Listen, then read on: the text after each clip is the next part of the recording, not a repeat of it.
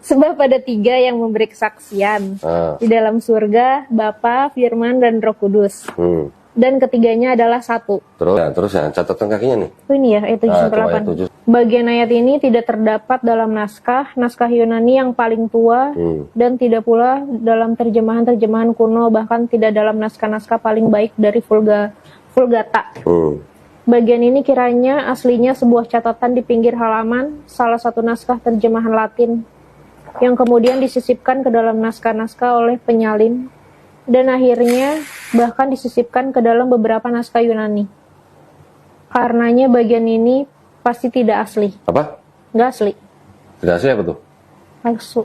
Ini yang dianggap sebagai satu-satunya bukti ada ajaran Tritunggal di dalam Bible. Tapi nggak asli. Ternyata tidak asli. Tidak asli apa tadi? Palsu. Yang pertama perlu dipahami bahwa 1 Yohanes pasal 5 ayat 7 sampai 8 itu bukan menjadi dasar daripada ajaran Tritunggal atau Trinitas. Yang kedua perlu dipahami adalah bapak-bapak gereja ketika membahas tentang Tritunggal atau Trinitas tidak pernah mengutip ayat tersebut. Sehingga tidak benar kata Donditan bahwa itu satu-satunya ayat yang dipakai untuk ajaran Tritunggal. Tidak ya, itu tidak benar.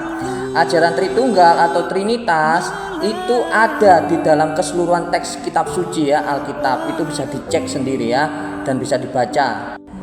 Yang ketiga, memang betul ayat 1 Yohanes pasal 5 ayat yang ke-7 sampai 8 yang ada tanda itu ya, kurungnya itu tidak ada ya di dalam manuskrip yang paling tua. Baru muncul itu sekitar abad ke-14. Yang keempat perlu dipahami adalah kita perlu membuka teks-teks yang lain ya, terjemahan-terjemahan yang lain.